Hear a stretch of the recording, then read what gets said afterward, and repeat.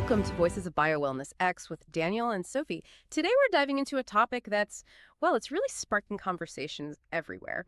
The rapidly emerging world of THC-infused drinks. You hear people talking about them, maybe even calling them the new generation of bubbly. And with societal attitudes and the legal landscapes around cannabis shifting so incredibly fast, it raises a really fundamental question for a lot of us. How do these, novel beverages truly compare to our traditional choices for unwinding, like alcohol? What are the actual practical implications for our health, our social lives, and just our personal pursuit of relaxation and well-being? We've gathered an insightful article, Alcohol versus THC-Infused Drinks, the new generation of bubbly, plus a bunch of supplementary info on specific products and those tricky, ever-changing legal considerations. Okay, let's unpack this and get to the heart of what you need to know. Indeed. And I think this is really important for anyone who's curious about new alternatives for unwinding, maybe enhancing social experiences, or honestly just expanding their knowledge on these emerging wellness options. This deep dive is specifically designed to cut through some of the noise and deliver clarity. Our mission today is really to extract the most important nuggets of knowledge from these dire sources. We want to help you navigate this rapidly evolving landscape with confidence and a clear understanding. The goal is for you to feel truly well-informed without getting overwhelmed by too much information. So we'll meticulously explore the what, why, and how of THC beverages, and we'll compare them directly to alcohol on the crucial fronts, really shedding light on the distinctions that matter for your overall well-being and your lifestyle choices. That's a really powerful framing for our deep dive today. Now, for many of our listeners, the whole concept of a THC drink might still feel quite novel. Could you maybe paint a clearer picture for us? What exactly are these beverages beyond just like the basic definition of being infused with cannabis's psychoactive compound? Because it certainly feels like it's more than just a passing trend, right? Absolutely. It feels much more significant. At their core, yes, they are beverages infused with tetrahydrocannabinol or THC. That's the primary psychoactive compound in cannabis.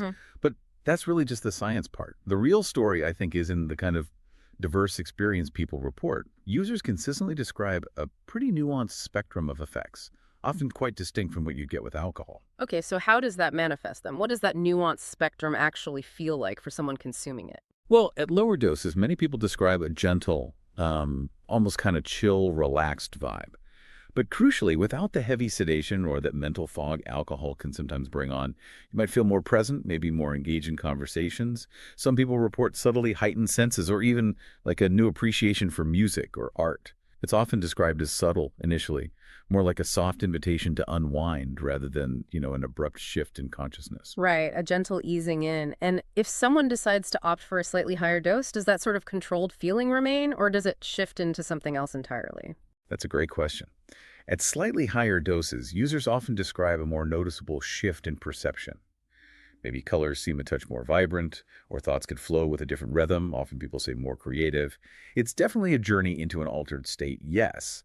But, and this is crucial, it's often described as more introspective and, importantly, more controllable than alcohol's sometimes disinhibiting effects. You're not necessarily losing control in the same way. It's more like experiencing a shift in how you process the world around you, but often with a feeling of retaining agency, if that makes sense. It does. And their market presence is really, well, booming. You see these popular THC drink brands popping up in more and more states, and they're offering such a diverse array of options. It's not just simple THC infusions anymore, is it? Many products have different levels of THC and often include other fascinating cannabinoids. It's exactly. The innovation is really impressive.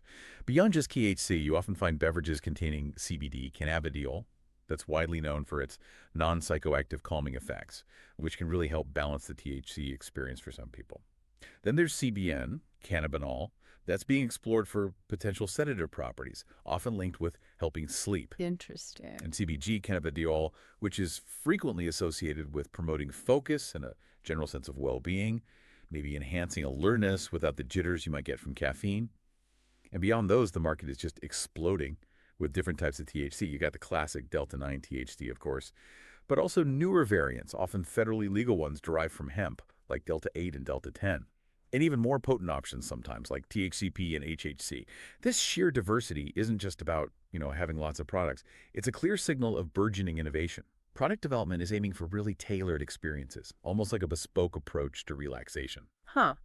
It's interesting how people often draw comparisons between these THC drinks and, say, non-alcoholic beverages, positioning them as a genuinely fun alternative way to unwind or kick back, maybe without some of the traditional downsides of alcohol. You mentioned that analogy in the source material, like the craft beer revolution, but for a whole new kind of bubbly. That's a great analogy, and I think it really captures the spirit of what's happening here.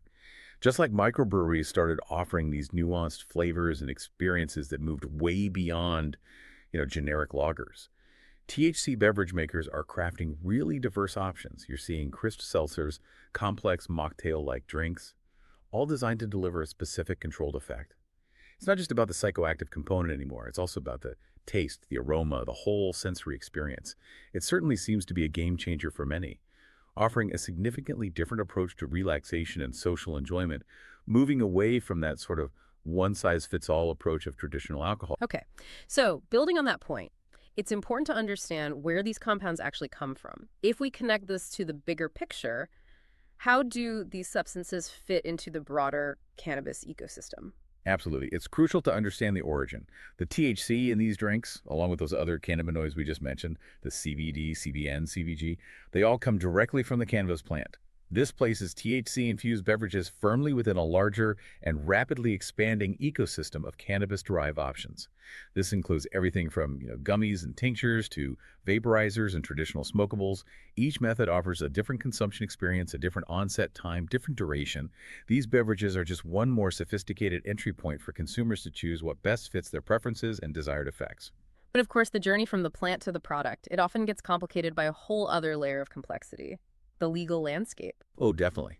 That's where things can get quite intricate, and frankly, they warrant a closer look. Many of these THC drinks are derived from hemp, and hemp-derived products are federally legal in the United States.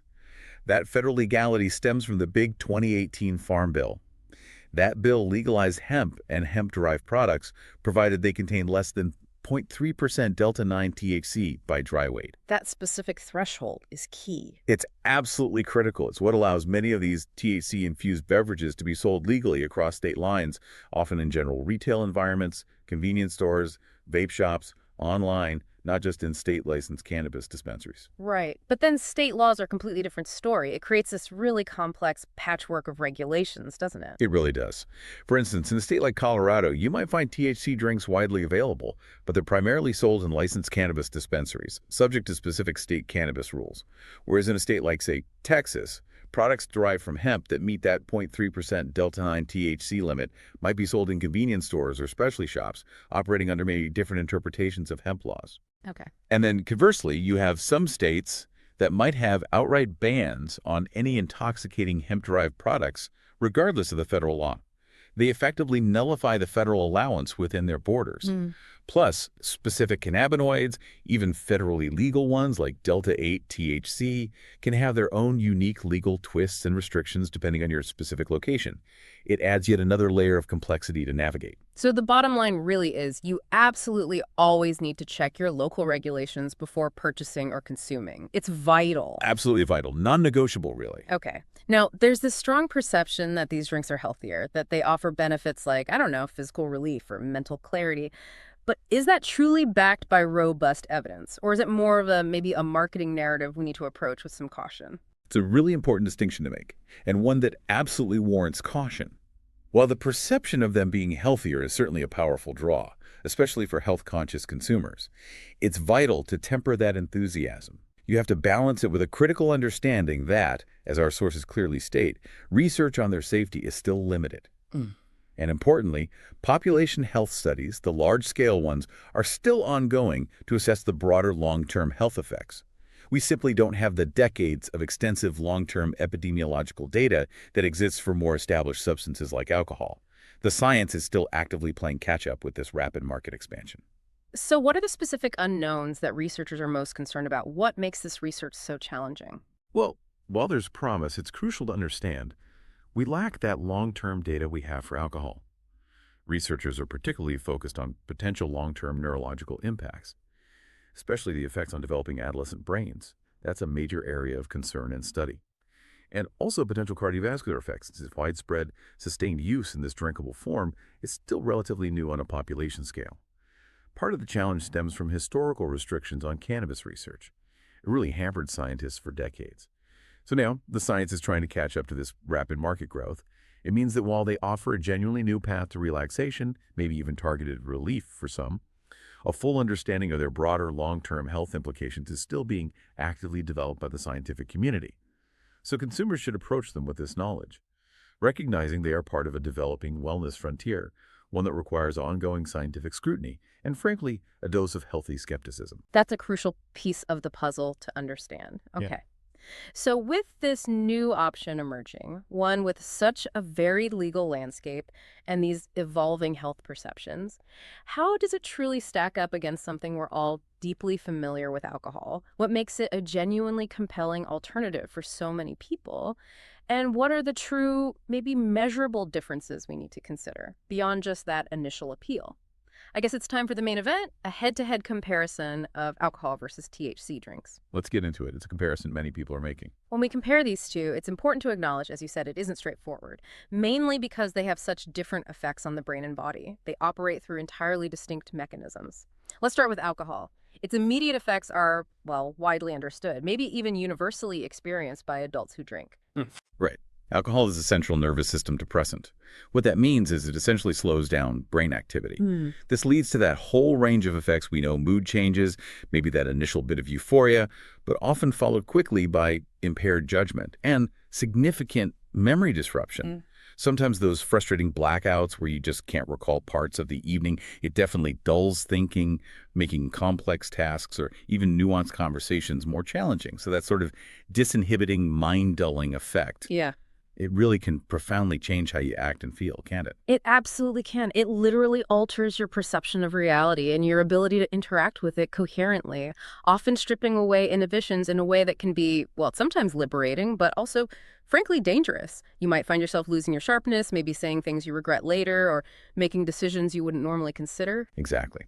But here's where we see a really stark and frankly quite sobering contrast, especially when we talk about severe health outcomes and mortality. The Centers for Disease Control and Prevention, the CDC, has meticulously documented this. They find that alcohol is responsible for over 140,000 deaths per year in the U.S. Wow, 140,000. It's an alarming figure, and it encompasses fatalities from serious long-term conditions like liver disease, various cancers, including breast, esophageal, colorectal cancers, and also alcohol-related accidents like car crashes.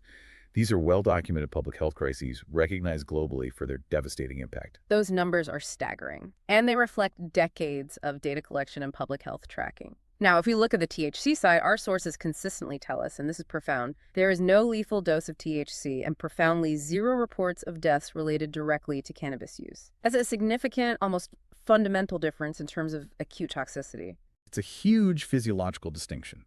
Unlike alcohol, which can critically suppress brainstem functions like breathing, leading to overdose, THC simply doesn't interact with those vital receptors in the same potentially fatal way. Now, responsible use is always key, but that fundamental difference in acute toxicity, that's a game changer for many people evaluating risks. It's not to say cannabis is entirely without risks, right? Especially related to things like impaired driving or potential long-term effects we're still studying. But the physiological pathway for a fatal overdose just doesn't exist in the same way it does for alcohol. Okay, that's a really key distinction. And for many, this next point is just as compelling, maybe even more so on a practical level. The infamous morning after. It's almost a universal experience, isn't it? That 7 a.m. vow of never again. But with THC drinks, the promise, or at least the strong suggestion, is the complete absence of that particular brand of regret. Is that right? Absolutely. That dreaded morning after feeling with alcohol, the headache, the nausea, maybe the brain fog, that little touch of anxiety or regret about decisions made, it's a very common narrative. Physiologically, it's complex dehydration, the buildup of acetaldehyde from alcohol metabolism. It's your body essentially trying to recover from, well, an assault. Leaves you feeling unwell, sluggish, often mentally foggy. Yeah, definitely not your best self. Not at all. So the prospect of enjoying something that helps you relax, maybe a social lubricant, without that really unwelcome consequence the next day, that's frankly revolutionary for many people. It completely changes how you might approach an evening out, and maybe more importantly, how you feel the next morning. The ability to wake up feeling refreshed, ready for the day without that physiological burden and mental fog, that's a significant draw. It really does shift the calculus for social planning. And this raises an important question about the broader health landscape, beyond just the immediate effects or the next morning. Alcohol is also intricately linked to significant long-term health problems. We're talking about severe withdrawal symptoms for those with alcohol dependence, which can actually be life-threatening in some cases, needing medical help. It's quite systemic, the damage. It's not confined to one area. It can permeate the entire body's systems over time, slowly eroding health. Indeed.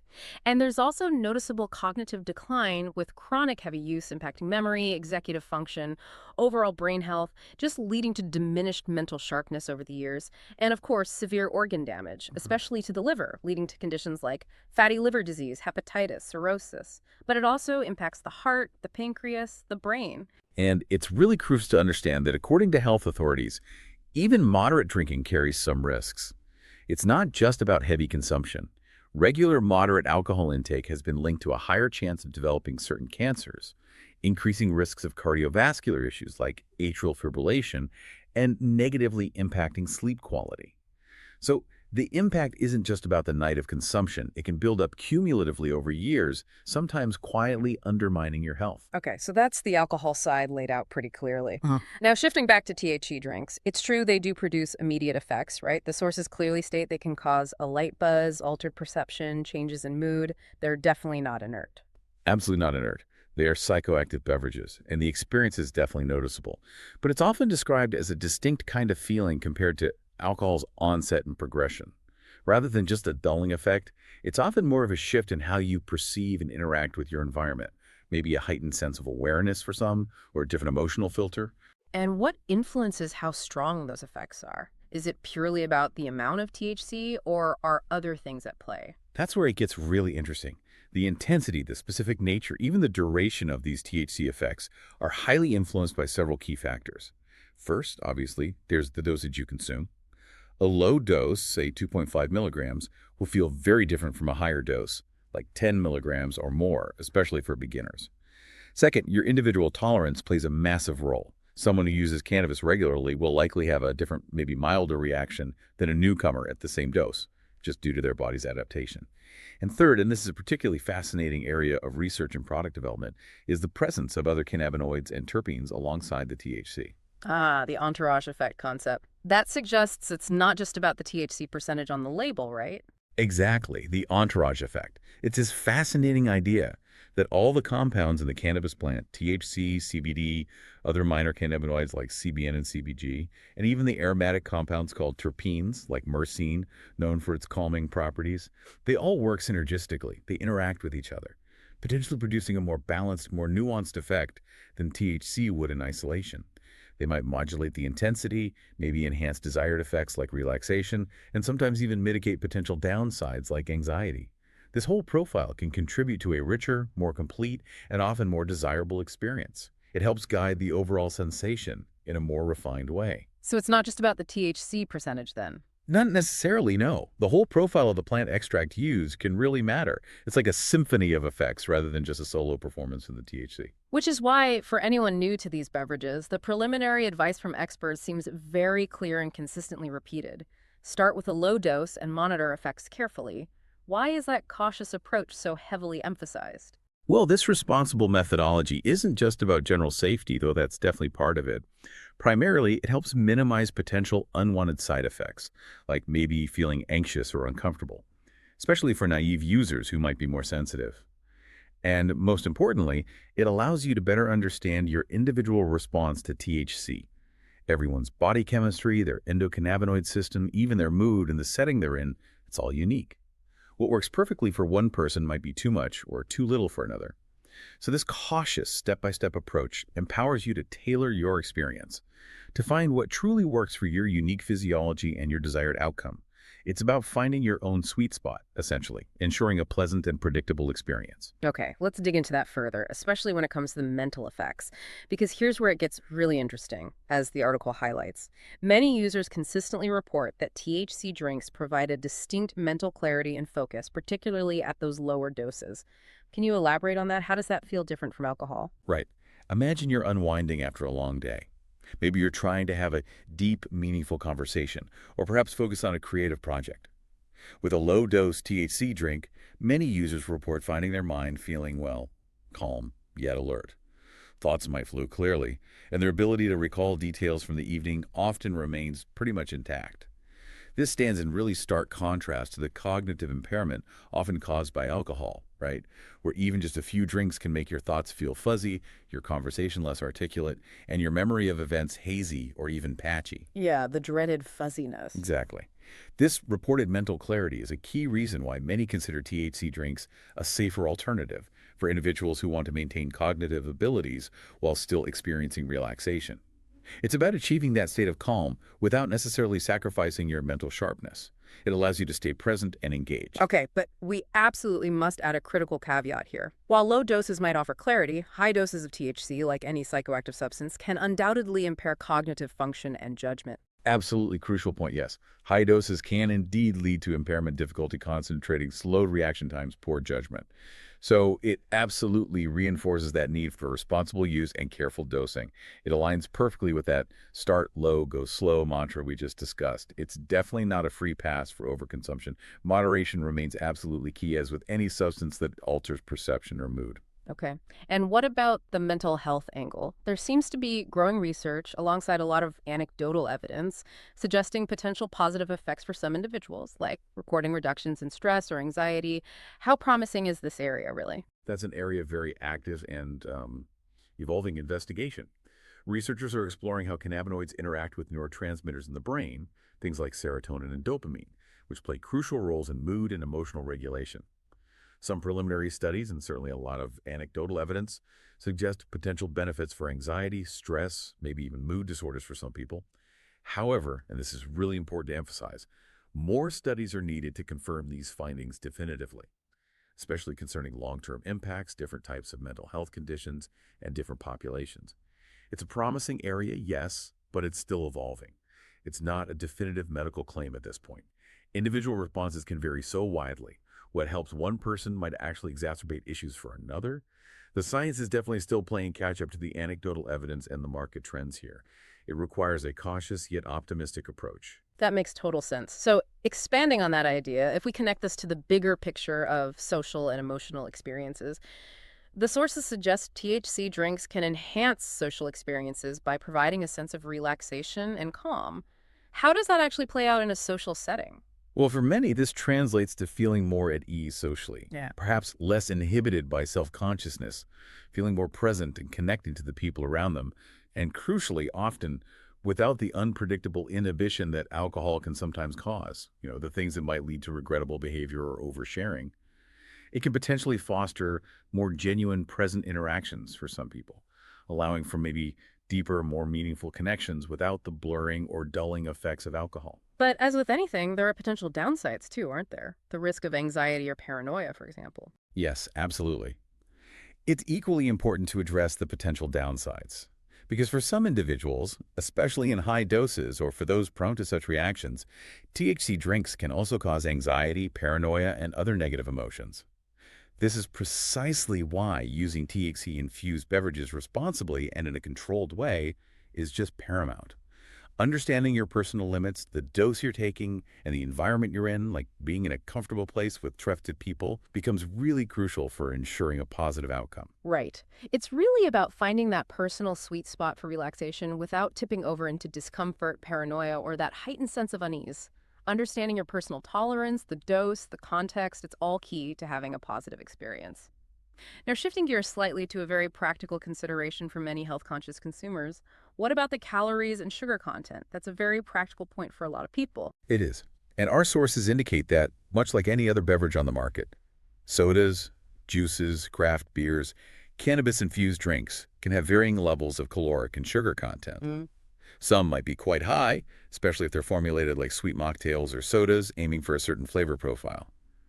The significant advantage here, however, and something the industry has clearly responded to, is that many companies are now producing low-calorie and low-sugar THC drinks that are suitable for health-conscious consumers. Can you give some examples? How low are we talking, typically? Sure. A typical THC seltzer, for instance, might boast as few as 5 to 20 calories per can, often with zero sugar. They might use natural flavors and non-caloric sweeteners instead. Now, compare that to a regular beer, which can easily hit 150, maybe 250 calories. Or a mixed alcoholic drink with sugary mixers like a margarita, or a rum and coke, which can skyrocket even higher, sometimes exceeding 300 calories per serving. Wow, that's a huge difference. It really is. Yeah. So for someone mindful of their dietary intake, their weight management goals, or maybe managing conditions like diabetes, this difference can be a real game changer.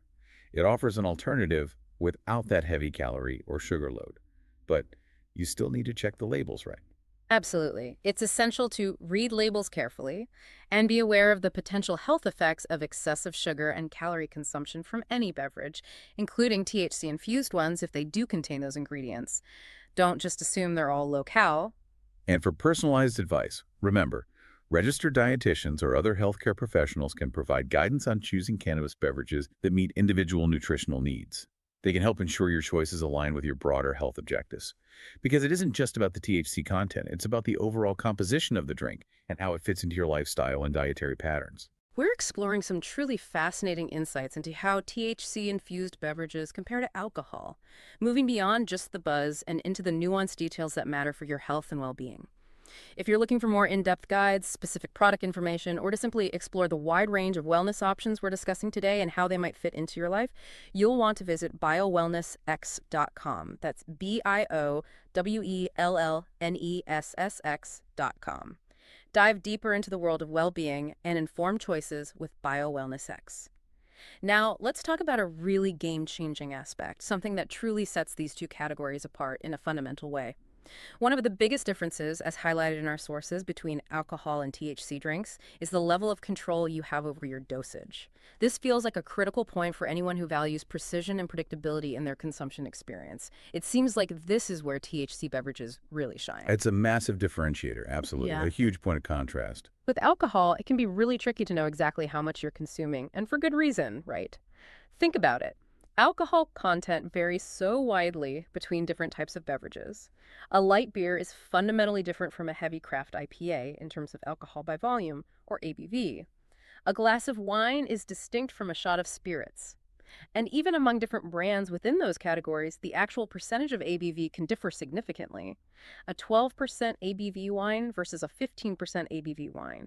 That's a noticeable difference after a glass or two. And standard serving sizes can be misleading too. While standard drink is generally defined by guidelines like 12 ounces of 5% beer, 5 ounces of 12% wine, or 1.5 ounces of 40% liquor, the actual strength can differ. And let's be honest, pours in social settings like at a bar or a party are often generous or inconsistent. Drinks get topped off. It makes it surprisingly easy to accidentally drink more alcohol than you intended without even realizing it. The heavy pour phenomenon, for sure. And beyond that, factors like your individual body weight, what you've eaten recently or haven't eaten, and your personal tolerance developed over time all play a huge, often unpredictable role in how alcohol affects you moment to moment. This inherent variability and the general lack of precise measurement substantially increases the risk of intoxication or overconsumption. It turns what should ideally be a predictable experience into a series of educated guesses, Often leading to those regrettable moments, the impaired judgment, and of course that dreaded hangover we keep coming back to. There's just a lot of guesswork involved with alcohol, which can be a real problem for managing your experience responsibly and consistently. Exactly. And what's genuinely fascinating here is how precisely THC drinks contrast with that inherent variability. As you said, they often come with precise dosage information right on the label. This is a fundamental, almost transformative difference for the consumer seeking control and predictability. How precise are we talking here? What does that look like? Well, popular brands typically list the exact amount of THC per serving, usually per can or bottle. This usually ranges from, say, 2.5 milligrams up to 10 milligrams, sometimes higher in certain markets, but often with very clear markings. You also see microdoses becoming popular, as low as 1 or 2 milligrams per serving. It often depends on the specific cannabinoid blend and the intended effect: relaxation, socializing, maybe sleep support. This level of clarity makes it much easier to start with a low dose and gradually increase if needed, which directly helps you avoid unwanted side effects like anxiety or feeling overly impaired. You're not guessing based on ABV and pour size and how fast you drank it. You're measuring your experience with, well, almost scientific accuracy in comparison. And the onset time, is that more predictable too? Because that's really critical for pacing yourself, avoiding that mistake of having more too soon. That's another interesting aspect where there's innovation. Many of these beverages are formulated for a somewhat quicker onset compared to traditional edibles like gummies or brownies, which have to go through full digestion first. Drinks can sometimes be absorbed partly through the mouth and stomach lining, so they often kick in within, say, 15 to 45 minutes for many people, though this still varies individually.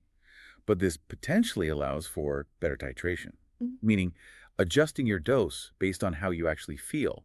It gives you more control over your experience without that sometimes very long waiting period you get with edibles, where people might accidentally redose too soon because they don't feel anything yet. Right, the classic edible mistake. So this allows for much better self-management.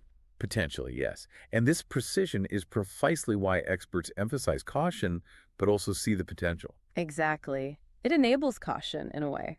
Dr. Stacy Gruber, an associate professor at Harvard Medical School who's done extensive research on cannabis, specifically points out, as our source notes, She says that THC drinks can be a safer alternative to alcohol, but it's crucial to understand the dosage and potential effects. Her powerful and widely cited advice, which really resonates throughout the responsible cannabis industry, is simply start low and go slow, especially if you're new to THC drinks or cannabis in general. can you give us a practical example of start low, go slow? What does that really look like in practice for someone trying these? Sure. It means, for instance, you might start with just half a 5 milligram drink, so you're consuming about 2.5 milligrams of THC. Then you'd wait a significant amount of time, maybe at least 30 minutes, perhaps even 60 to 90 minutes, especially your first time, to fully gauge its effects before even considering consuming more. This level of deliberate control means you can better manage your experience and reduce the risk of overdoing it, whether you're at home relaxing or maybe out socializing.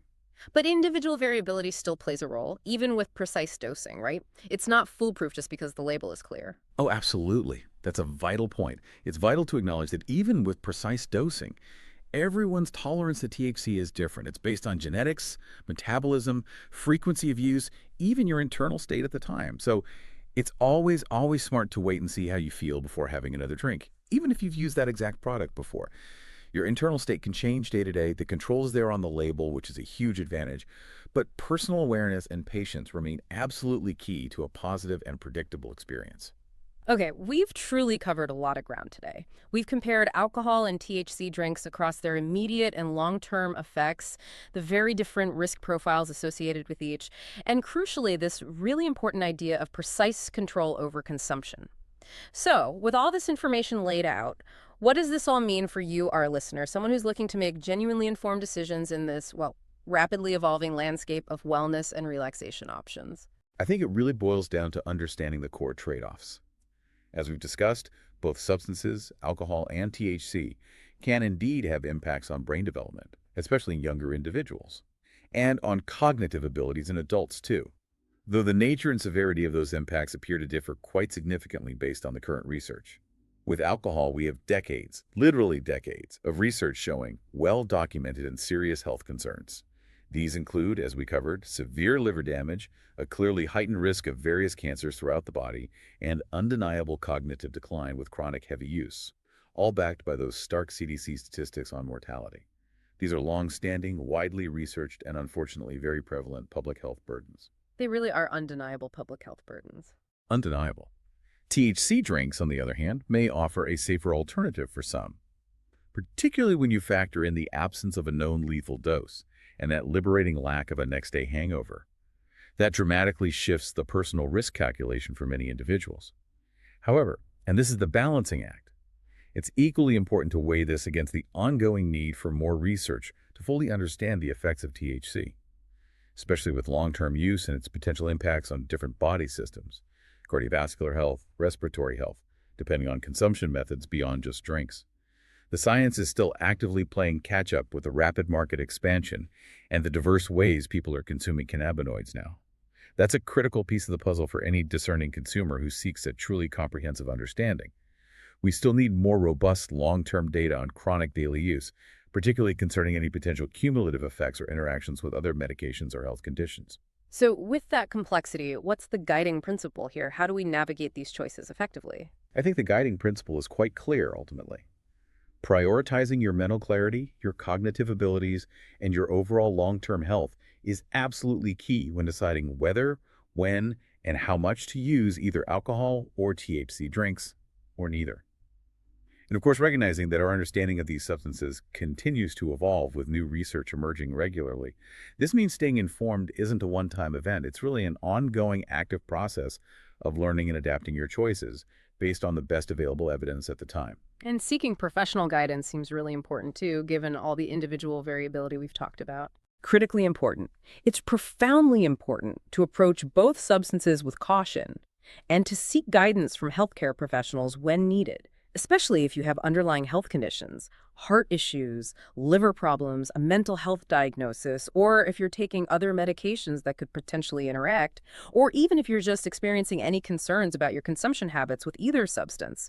A medical professional, like your doctor or maybe even a pharmacist knowledgeable in this area, can provide personalized advice tailored specifically to your unique health profile and circumstances. That's great advice. And just one final practical reminder about the legal side. It's a landscape that seems to be in constant motion, doesn't it? Yes, a quick but vital practical reminder. Cannabis laws and regulations are still very much subject to change. They are highly dynamic. While the 2018 Farm Bill established that federal legality for hemp-derived products below the 0.3% Delta-9 THC threshold, state laws still vary wildly. As we discussed, what's permissible and easily available in one state might be restricted, require a medical card, or be completely prohibited just across the state line. And these regulations can shift based on new state legislation or court rulings, sometimes without much advance warning. So the takeaway is always double-check your current local and state regulations before purchasing or consuming THC beverages. This dynamic legal environment adds another layer of complexity to making truly informed choices that also align with the law wherever you happen to be. As we wrap up this deep dive, remember that staying informed is your single best tool for navigating the evolving landscape of personal wellness and relaxation. For all the resources we've referenced today, for more in-depth product details, and to continue your journey of informed well-being, please visit BioWellnessX.com. That's BioWellnessX.com. Explore the future of wellness and make choices that truly resonate with your goals today. This deep dive has truly shown us, I think, that we are living in a genuinely new generation of options for relaxation and socializing. The landscape is changing so dramatically, offering these nuanced alternatives to traditional choices.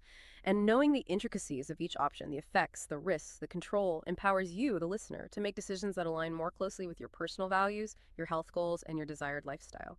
So maybe consider this as a final thought. In a world where things like mental clarity, personal control, and a proactive approach to well-being seem increasingly valued, how might our social rituals and our personal habits continue to evolve? And what new innovations might arise next to meet these changing desires for a balanced, enriched life? What's the next bubble on the horizon that could redefine our experience of unwinding even further? That's a fascinating question to ponder, isn't it? And indeed, there's always more to learn and consider when it comes to health and wellness choices. The dynamic nature of both the science and the market for these substances means that our understanding will only continue to deepen over time. We sincerely encourage you to continue exploring these topics for yourself, armed with the comprehensive knowledge and the different perspectives we've shared today to find what truly supports your personal journey towards well-being. Thanks for listening to Voices of BioWellnessX with Daniel and Sophie.